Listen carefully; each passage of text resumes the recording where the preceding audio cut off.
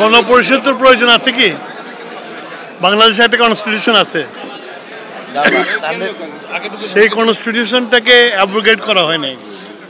শুধু একটা কনস্টিটিউশন বিদ্যমান থাকার পরে কনস্টিটিউয়েন্ট অ্যাসেম্বলি করার কোনো প্রয়োজন নাই।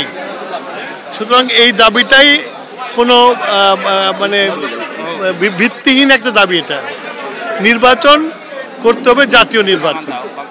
জাতীয় নির্বাচনে পার্মানেন্ট পার্লামেন্ট গঠিত হবে।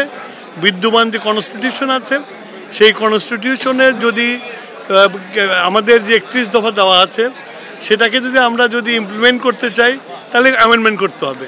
তো সেই অ্যামেন্ডমেন্টগুলো করা হবে। তো এইখানে এগুলো হচ্ছিল যে ইলেকশন থেকে পিছানোর জন্য বলা হচ্ছে, এটা আমরা মেনে নেব না।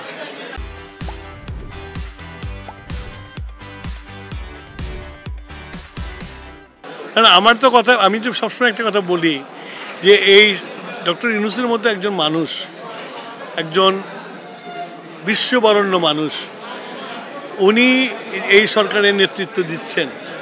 মানুষের নেতৃত্বের প্রত্যাশাটা অনেক বেশি ছিল ওনার কাছে, কিন্তু এখন মানুষ দেখছে যে আইন শৃঙ্খলার অবনতি, দ্রব্যমূল্যের কোনো কন্ট্রোল হয় নাই।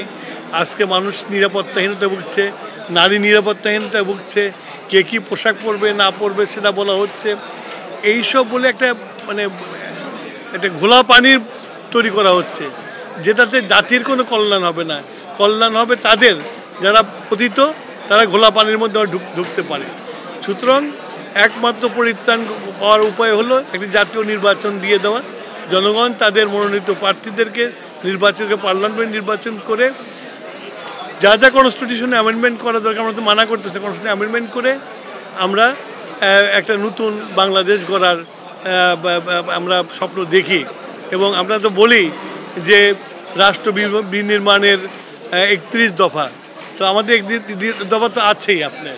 তো সুতরাং এইটাকে, ইলেকশনকে যত বিলম্বিত করা হবে তত দেশের এই সব সমস্যাগুলো বাড়বে, তাতে দেশের কল্যাণ হবে না।